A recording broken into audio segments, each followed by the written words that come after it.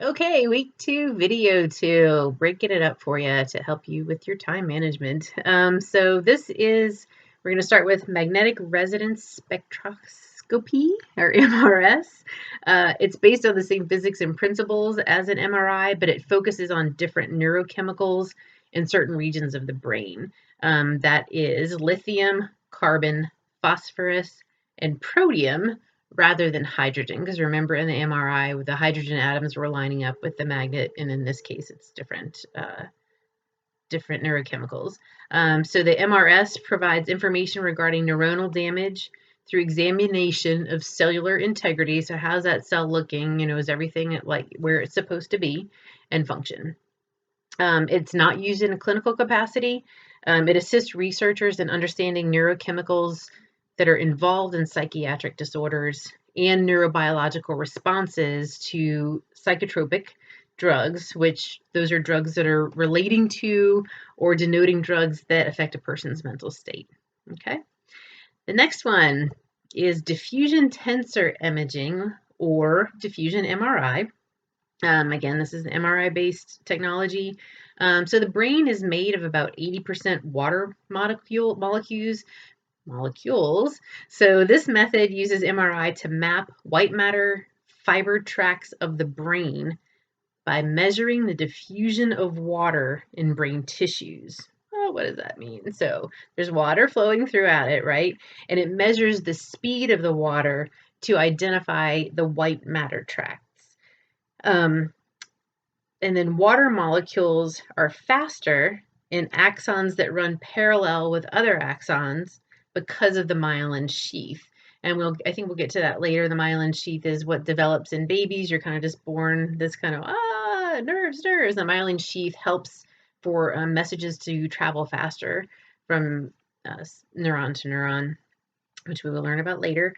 So alterations in the diffusion of the water help identify damage. And so if things are slower than they should be, faster than they should be, then that can identify an area of concern. It's a relatively new technology, and it's really effective in identifying injuries such as stroke, brain injuries, and multiple sclerosis. It also distinguishes between types of tumors. It helps with preoperative planning. So if there's a tumor, you can see how diffuse it is, and the surgeons can make a plan for where to cut, where not to cut, where to be very specific. It's good at documenting changes in white matter over time, and so if there is a progressive disease, it's a good imaging tool for that. And it can detect subtle changes in the tissue. It's been used in conjunction with psychiatric conditions like findings in the corpus callosum, which is the thing that connects our hemispheres. It's the communication highway between our hemispheres. The cingulate bundle and the frontal and temporal regions in people with schizophrenia. So currently it's just an investigational tool, but they're hopeful for future directions in evaluation. Now we're going to move to functional neuroimaging. Okay, so the first one is single-photon emission computed tomography, or SPECT scanning. There's a video for this called SPECT Made Ridiculously Simple with Dr. Daniel Amen. I watched the video. He is very passionate about this, and he's also very pleased with himself, we'll say, and opinionated, but he really loves SPECT scans. So I put on there that you can start watching it at a minute 35 because he just kind of talks about himself for a while. And then I watched it through 8 minutes and 45 seconds. You can watch the whole thing. You can watch, sort of 5 minutes of it, but he's very passionate and it is interesting. He just kind of talks a little bit slowly for me, but if you want to watch it all, that's great. Anyway, the way that it works is that it examines brain activity based on blood flow via an injectable drug that has a radioactive ingredient or tracer in it. And when that tracer reaches a neuron, it releases high energy photo emissions that are then measured by the SPECT detector. And then the computer creates images of cerebral blood flow. Subcortical areas appear bright, and then the white matter appears dark. And it shows how the blood flows through veins and arteries. And it really is, I'd never seen the scans myself until I saw the video. But like I said, he wasn't my favorite, but so there you go. I'm being honest. Okay. The next one is Positron emission tomography or PET scans. Again, the video from last week talked about PET scans if you want to review it.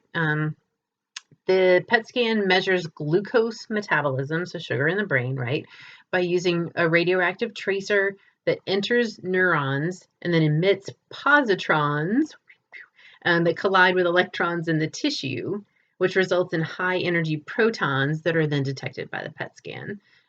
It uses CT technology, so the CAT scan, to measure regional blood flow, blood volume, and oxygen usage. It can be used to assess brain activity during cognitive tests or at rest, so you can be active during it. It's relatively inexpensive. The image resolution is better than with SPECT scans, but then not as good as an MRI. But again, it's more cost efficient.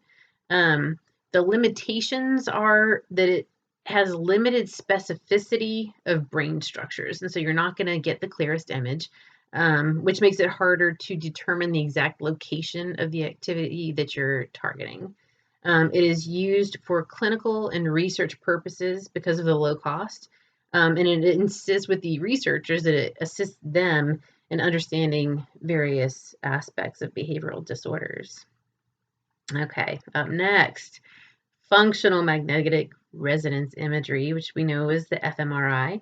There's a video for this week called How Do Brain Scans Work? So I encourage you to watch that. It's the same fundamental physics as an MRI. It measures changes in oxygen levels in brain tissues to map the neuroanatomical activation patterns with cognitive tasks. So it's maps the brain, right, and then shows you what's happening in those areas.